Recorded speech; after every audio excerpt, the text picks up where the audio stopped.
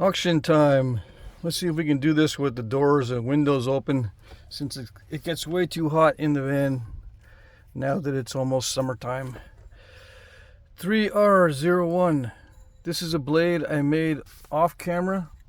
This is raw Georgia Flint River chert. It's just a simple leaf-shaped blade, 7 5/8 by 1 3/4. Kind of translucent. It's got a patch of chalky material in the middle, but it's not bad. I mean, I napped through it, so it's not powdery or anything. But yeah, I did it off camera because I didn't want to snap this one. I was having some bad luck with snapping this past week, so just to be careful, I didn't do it on video. Yeah, it is a raw piece, okay, so it feels nice and durable on the edge. All right.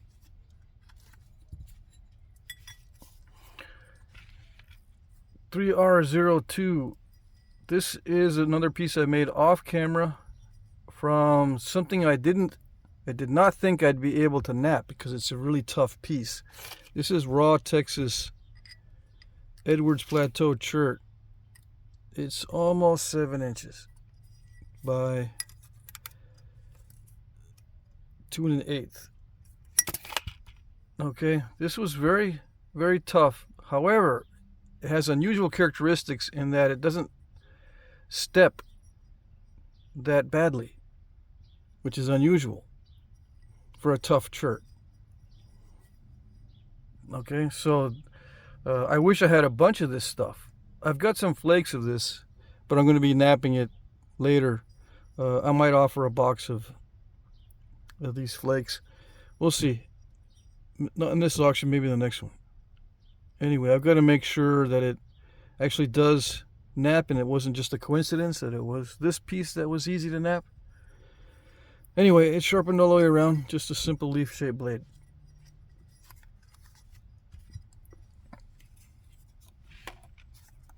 $3R03. I made this one on video. Mahogany obsidian with little red spots in it. You can see the whole process on video.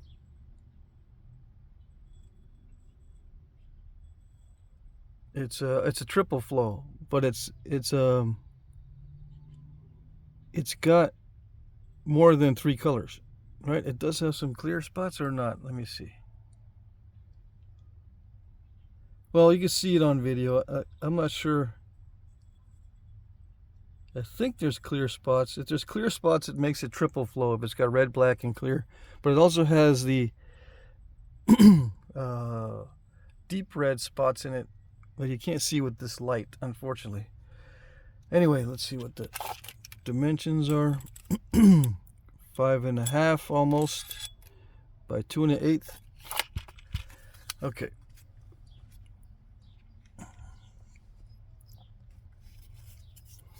$3R04. This I made on video. It's an art point, which is one of my own designs. This is the typical art point that I make. It's got the sharp tip. It kind of goes in right here, and then it goes out, and then there's serrations, and then there's a constriction here, and then corner notches with a rounded or flat base. So yeah, this is an art piece made from Texas chert. I can't remember if it's a heat treat. Anyway, it is on video, complete process on video.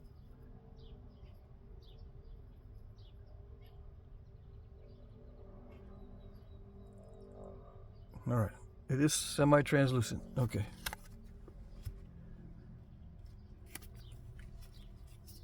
$3R05.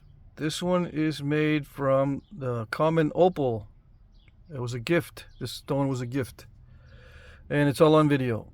I made this one on video. This is an art piece as well, although there might be some points that resemble this in the archaeological record. But yeah, I thinned the stem area with some flakes, thinning flakes. They're not quite flutes because they don't go that far up. And then some side notches. Alright. So it's an interesting material, this stuff. It reminds me of Rainy Buttes, so it's probably very similar. Okay.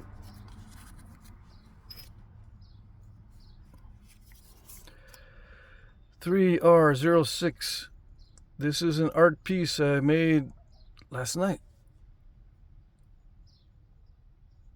This is raw Texas chert. Originally I had the video named with the words Texas heat treat, but I changed it to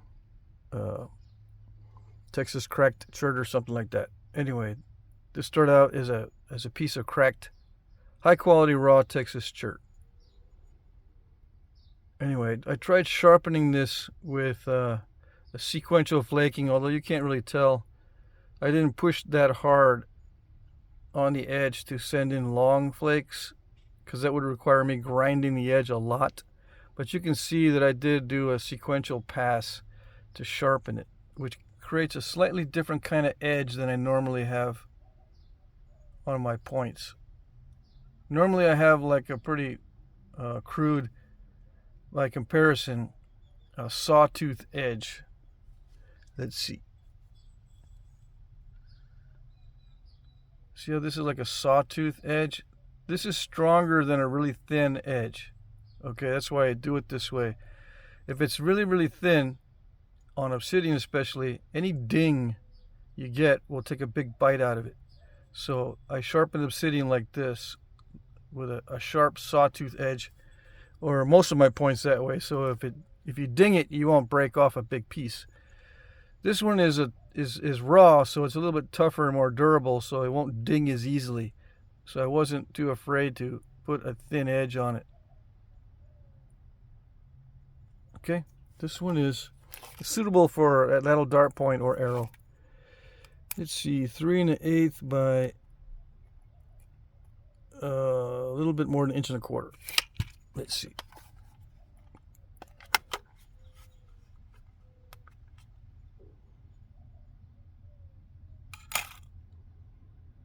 $260 grains. Yeah, it's in that little dart point, basically. You can use it on an arrow, of course, if you've got a setup that'll shoot heavy arrows.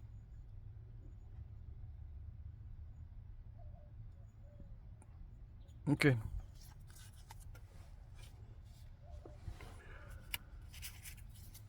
$3R07. This one is made from an artificial material like a ceramic that is called a wear plate. Let's see. What did I do with it? I did have the wear plate around here somewhere. Anyway, it's on video. This one's on video. Okay.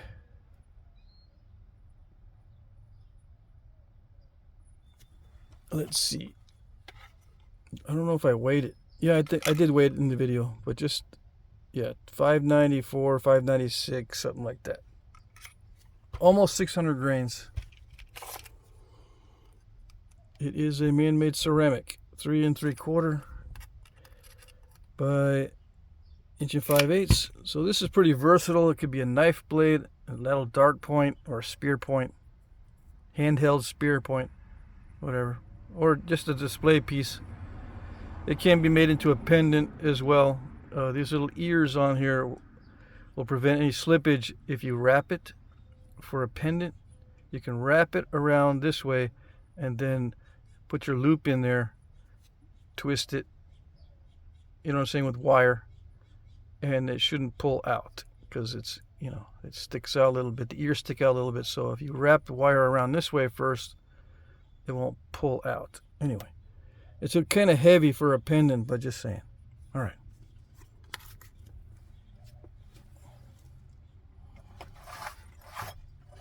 Okay, let's see.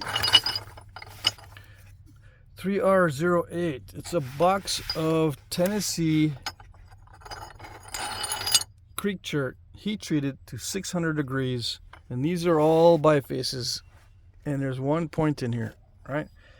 This is all Tennessee Creek chert, the denser variety. It comes in different varieties. Some is very lightweight, some is dense. The more dense it gets, the more it approaches what I think is very similar to Buffalo River chert, and it heats very well. Now, I can't heat any higher than 600 degrees on my turkey roaster, so that's as high as it got on this, which makes it a little bit tougher to knap, but it's a little bit stronger too. It's not prone to snapping in half as badly as the higher heat treats. All right, it's still pretty good though, I think. I'm amazed on how well this Tennessee Creek chert will actually change due to the heat treatment. It actually cements the bonds of the particles together, and it creates stronger molecular bonds within the material, so you can shear through and create, very nice, smooth flake removals instead of, the flakes having to negotiate around the particles. You know what I mean? All right, this one is, I think this is Creek chert as well, heat treat.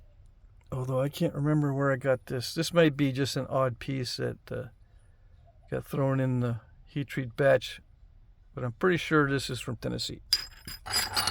And some of it gets really dark. I think this is gonna have a lot of red in it all the way through. Anyway, here's a little biface. I was gonna make a bunch of stuff out of this. I made one point out of it to test it out. This one is a complete point that is included in this batch. A little biface. Now this one's kind of on the lower grade. It's got this chalky material here, so. And one big biface. I was going to make something out of it, but I don't want to spoil it for some of you guys that might want to tackle a bigger piece of this. All right, so that's included in this. How big is that one? Let's see. 8 1/4 by 4 1/4. Okay. This piece here is 3 3/4 by 2. My hands are small, so these might look bigger than they really are. Okay. All right, so that should all fit in one box. Yeah.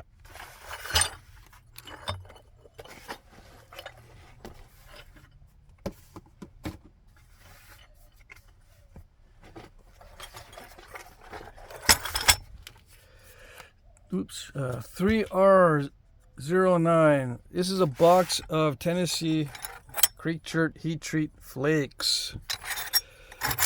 Flakes that came off during the production process of making bifaces for the previous box. Okay.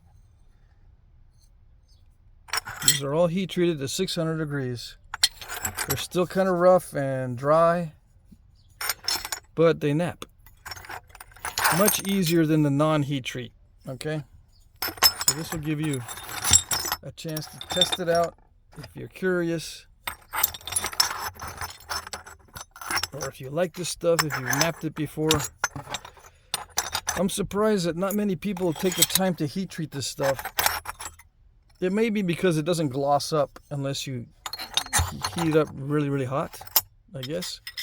I need to see how well this heat treats at 700, let's say. Maybe it does gloss up, I don't know. Okay.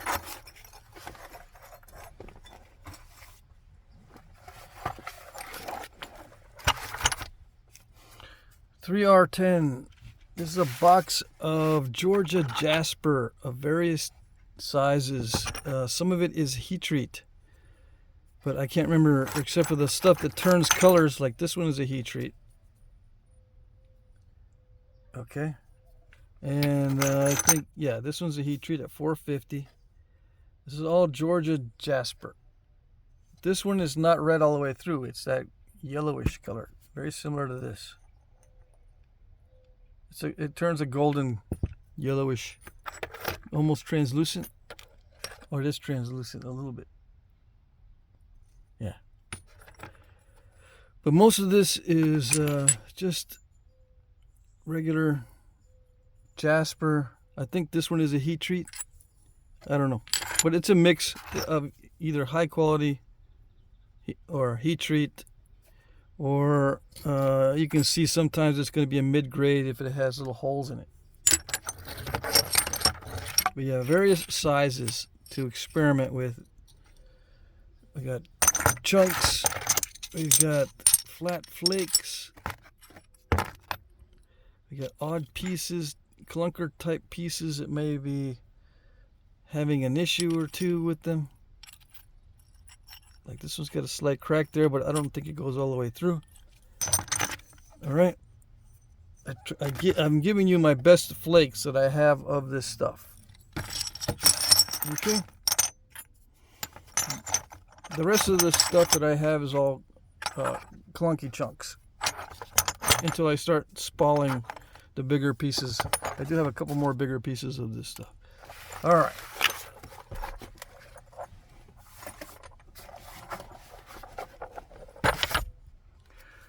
$3R11. This is a box of bifaces of various materials.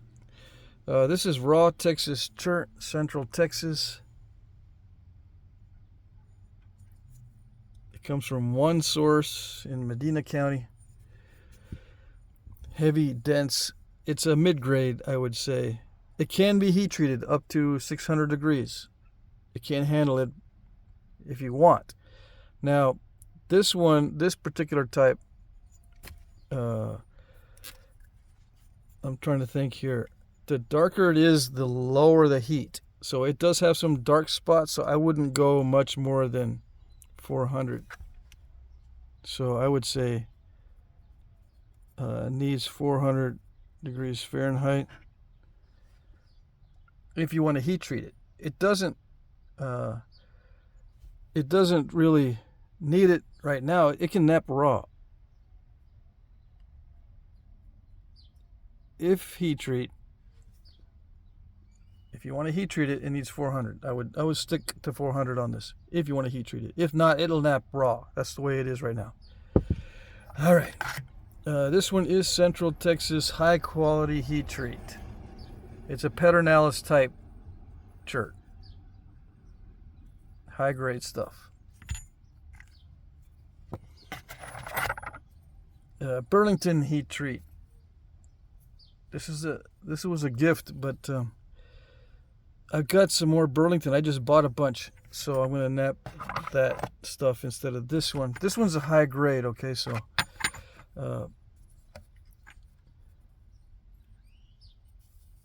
higher than I got. I bought a batch of this that I'm gonna nap.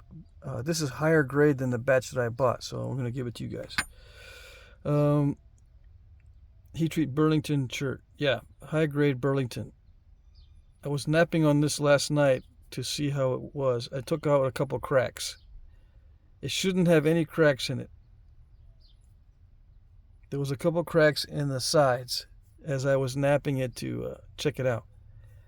Very high grade stuff, very glossy, or it feels waxy and stuff.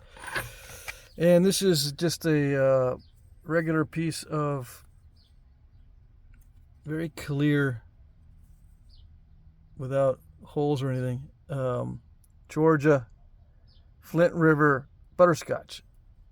The only defect is this patch of limestone in there. That's the only defect that I can see. Major defect. I try to take all the other patches of chalk like this out of it.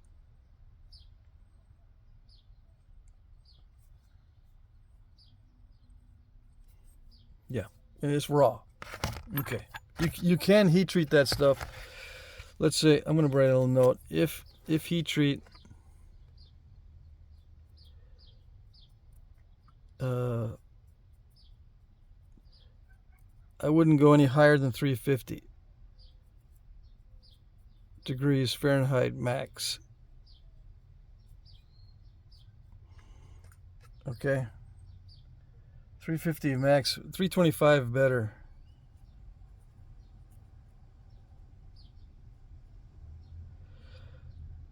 325 is what I would heat it to if you want to heat treat it. All right. So there's 5 bifaces in this one.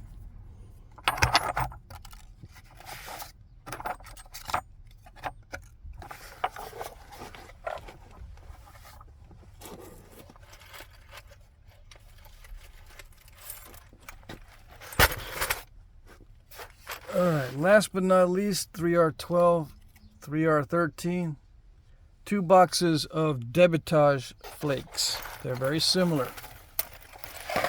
Okay, it's a mix of heat treats, raw, mid-grade to high-grade raw, and obsidians. Got some of this stuff that came off of this guy right here. All the little Debitage flakes that were of this size or smaller that are still usable for some things. Okay, this is a piece of triple flow. They're very similar, although I think this box contains more of this obsidian than this box. So this is 12 and this is 13. Okay, now some of this is Tennessee Creek chert heat treat. There's a bit of Texas. This is high quality raw Texas. Dacite. Piece of Burlington heat treat. This is Georgia Flint River heat treat. This looks like Texas high quality heat treat.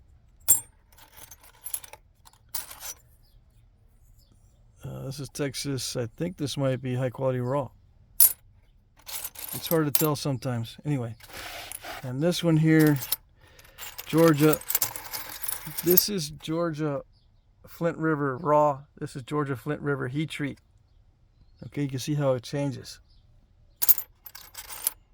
This is Georgia Flint River heat treat, but it's the swirly type. It's not the butterscotch. It's this stuff here. See, it also changes. Yeah. This is the swirly raw. This is a swirly raw Georgia chert, and this is the heat treat swirly raw. And when I heat treat the swirly stuff, it goes to 450.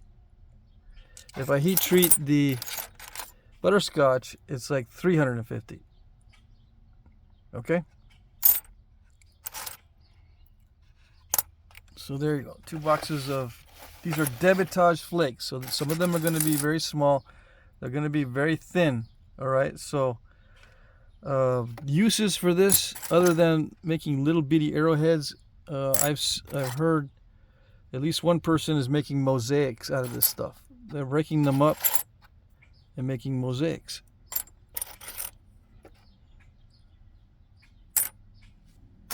And you can use them to inlay also.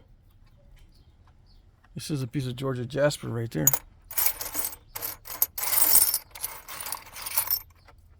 Texas high quality raw.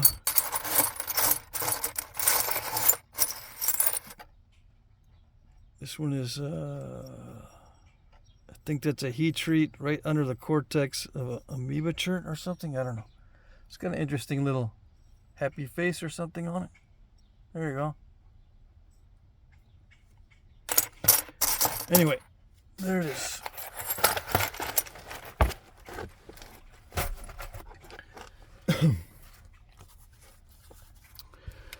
Okay, rules. You bid in the comment section under one of my pre-populated comments. If you don't know what a pre-populated comment is, it is a comment that I put in that has a little bit of a descriptor to it on the item number and a timestamp where you can see the item in the video. Okay, reply to that comment if you want to bid on it. Don't just reply in the comment section. Find the comment that I put in that pertains to your item that you want to bid on, and then reply to that comment. All right, reply to my pre-populated comments. It's starting to get to the point where people just get into the comment section and just write out what they want to bid, and they'll put the item number, and I want to bid like $25 or something. But you're not replying to my pre-populated comment. Please reply to the pre-populated comment that pertains to your item number. Okay? If you can't do it, if somehow it's not working, or if you can't figure it out, yeah, you can go ahead and enter your comment anywhere you want. It's just going to clog up the system, and I might not see your comment. It'll clog up the process. All right. I will like your comment if I see it. Right? It's important. Look for the little like. And as the time gets closer to the end of the auction, I will check more often. If you still don't see a like on your comment, that means I didn't see it. All right? If it's getting toward the end of the auction and I don't have a like on it, or there's no like on it, send me an email, or try to do it again, bid again, or try a comment again and see what happens. I'll try to work with you and see what's going on. All right. I have a demo on my tablet on Video Auction 3J on how to comment and how to reply and how to bid. Okay, so check that out. Try not to bid at the last minute. I'm using YouTube's time tracker, and it's not always accurate. It can be up to 2 minutes off. Please be aware of this. Shipping is free in the U.S. Some people, even though I repeat this every single auction, they don't realize that shipping is free in the U.S. Okay?